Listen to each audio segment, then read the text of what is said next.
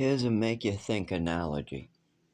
So at the age of 5 to 7, I was given an overdose and I never got help for it. Still to this day, I can't drive, I can't use a shelter, I can't use anything that the homeless people or regular people get. I don't get any human rights. My mother made sure to hide her crimes, and by doing so, made sure I couldn't get medical care. This is at the age of 7, 8, 9, 10, 11. She also trafficked me from Massachusetts to Texas, Texas to New Mexico, trafficked me from New Mexico through Texas to Maine, to Maine to Mass, to another town in Mass, to another town in Mass, to Maine, Mass, Maine, Mass. She kept me moving in different doctors the whole time. And anytime I spoke up about the actual neurological issue, me losing my sight, losing the ability to feel, not being able to feel on the ground, not being able to talk or stand up, an overdose, and it destroyed my nervous system, as well as my mother continued to drug me and give me extra medications to make her happy. I'm not kidding. She used to get pleasure out of this. Like, for instance, she gave me a full bottle of Ipecac as a punishment one time. I ate a mushroom outside and I said something she didn't like. I repeated something another adult said. And in response, my mother decided not only to give me Ipecac for the mushroom, but to give me 8 to 10 times any recommended dose to destroy my esophagus and stomach. And she enjoyed this so much that she bragged about it for years afterwards. Yeah, I gave my kid extra medication as a punishment, so what? Yeah, I'm the type of mother that gives extra medication. Oh, you think you're bad mother giving hot sauce? Well, I gave my kid Ipecac as a punishment. This is how my mother was. She got kicks out of this. She used to get a thrill out of it too. Like, she would create these situations. Like, for instance, on my medical file, it says I have attachment disorder. But if you were there when it was actually filed, you would know it was just my mother going crazy again. At the age of 5 to 7, this is how the attachment disorder started. I brought a medal to my mother, and she went completely nuts and said that I like to lie, steal, and I have attachment disorder. Now, you might be scratching your head going, how the fuck does your mother get on your medical file that you have attachment disorder with you just winning a swimming medal? I don't understand, Zach, how that could be possible. Well, you don't understand my mother's craziness. So, I won a swimming medal in an orphanage. I was treading water in the orphanage. I did the best at treading water. So while the other kids got toys and candy out of the bin, I got the only medal. The staff member wrote my initials. Now, when I was in the orphanage, my name was Zachary Greenelge, so it was ZG. Okay. So I won the swimming medal and I put it in the Lego box to keep it. I went from foster home to foster home with a box of Legos, a box of baseball cards, and a swimming medal. I finally got to this crazy ass adopted mother who half the time she was trying to act like the mother, the other half of the time she wanted attention, or she was drugging me, or she was drunk or acting inappropriately. It was crazy at the age of 5 in Westford, the shit I had to go through. And it continued. And then whenever people started noticing, she just projected it onto me, to the point where I can't live a normal life thanks to my mother. Now I'm going to go into this. So I have the swimming medal. Okay, I'm going playing with my Legos in Westford, playing with my Legos, right? And I come across my swimming medal, what has my old initials, because now this foster mother has adopted me and gave me her last name. You know, she made, there was a lot going on. There was the overdose. There was my mother drugging me at the adoption court. There was so much. I mean, I'm not kidding. I couldn't even, during my party, all I wanted to do was curl up in a ball and sleep on this little floor. Well, people are giving me gifts. I'm not even kidding. It was like a birthday party where people are bringing me a gift. And I am 5 to 7 years old.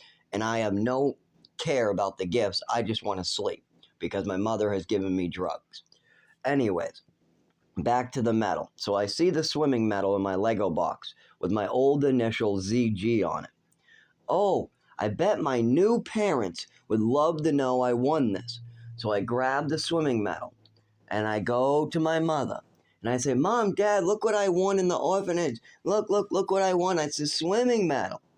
So I show my mother, expecting, good job, son. But that's not what I get. Instead, this is how this becomes still to this day, This swimming medal is somehow an attachment disorder and I'm a liar and a thief. This is still on my medical file thanks to my mother, that she just kept on dwelling on this, kept on making up fantasies, kept on doing this until it just became permanent on my medical records. Medical records. So anyways, I showed this swimming medal to my mother, and this is how she responded. She said, "That's not yours. That must be an African American kid's. You stole this from an African American, didn't you? I'm not giving your medal back. I don't care if you're crying. This is not your medal. You're a liar and you're a thief. No, I don't care if you tell me you won this in the orphanage. It's not your medal. It's some no, this has to be an African American's medal. No, I didn't see you win it, so it must be the African American's medal." Well, you didn't see him win it either because I won it in the orphanage. I know I did. I watched the staff member put my name on it. But this idiot is making up stories and twisting a child's mind, permanently doing damage. And my mother continues to pocket my medal, tell me I'm no good, that I'm a liar, I'm a thief. And on top of this, she looks at the back, sees my old initial ZG on it. Instead of using her brain and realizing that I won this in the orphanage just like I'm telling her, instead she decides to come up with another fantasy because everything has a fantasy with her. So now she says that I have attachment disorder because I must be running around putting my name on everything, even though the handwriting is clearly not mine. At that time, I could barely make a Z or a G. That G was perfectly written, like maybe a 30-year-old adult wrote it. But anyway, so yes, a woman in her 20s in an orphanage wrote ZG on my swimming medal when I was in the orphanage, and now my mom thinks that, oh, that must mean attachment disorder. So she goes around calling doctors saying I must have attachment disorder because her son is running around writing his last name on stuff, when all that's a complete lie. I never wrote my last name on anything in my life after my name was changed. After the G got changed to an N, I never wrote the G again. But my mother dwelled on this and dwelled on it. I'll give you an example. At the age of 16, I took a writing poetry class. They told me I'm not allowed to use my real name and I have to use a handle. I have to use a fake name that nobody knows that means nothing. That was the first part of the class. Pick a name that means nothing. I'm age 16. So at the age of 16, my poetry handle was Zachary G. I just used my old last name that's wiped out. It was just a quick writing and we continued with the class. My mother flipped out and had a hissy fit when at 16 years later, I'm at the age of 16 and I'm taking a poetry class and I do exactly as the teachers say. Pick a name that means nothing, that nobody would understand, that does not connect to you. Well, my name is with an N now. This is at the age of 16, my mother's still flipping out about bullshit. Now, let's go back to the swimming medal, age 5 to 7. So I gave my mother a swimming medal, age 5 to 7, that I won in an orphanage in slim class, which a 20-something, maybe 29-year-old, maybe 23-year-old staff member wrote ZG on and then handed to me and said, "Good job."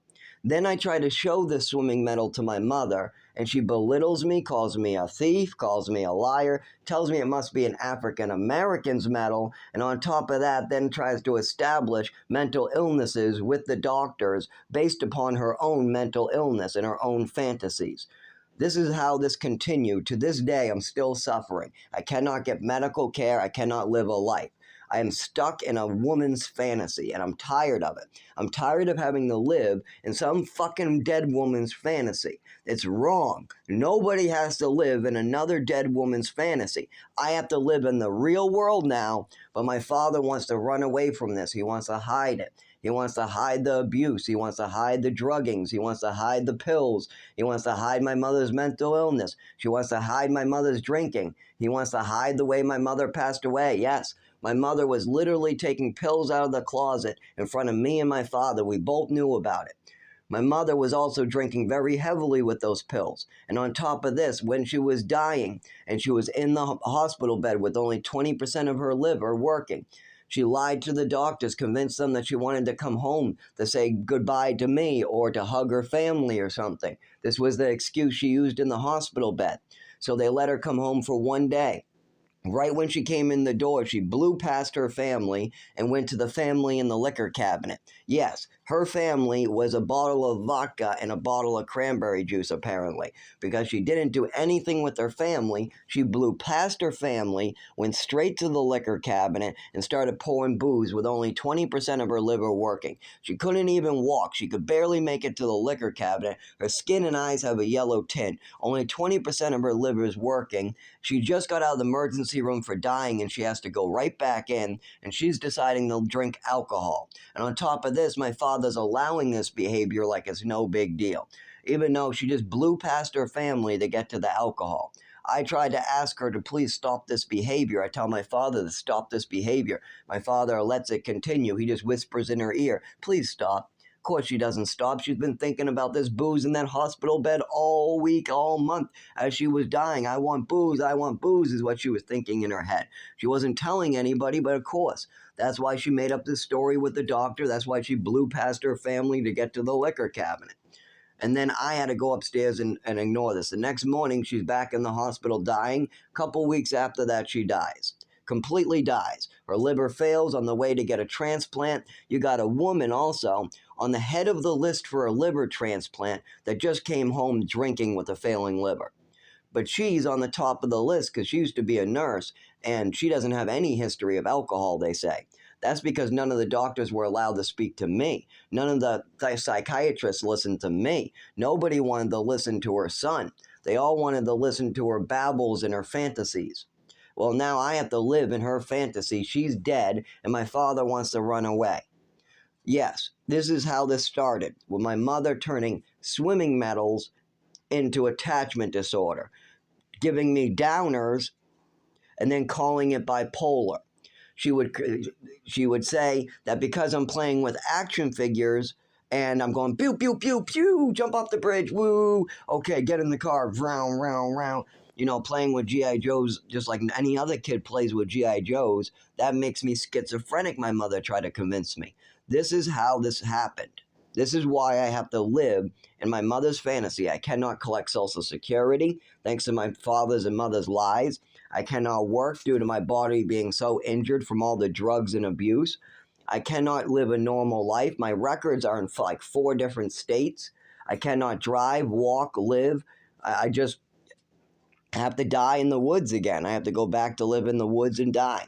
Why? Because my mother decided she wanted to lie and manipulate, cover up her crimes, and then my father helped her. On top of that, now that I'm trying to give my father a chance to take responsibility and be on the right side of this. Because if my father did not know, if he really was this fucking clueless, what I can't believe, I have a hard time believing he was this clueless. I think it's denial.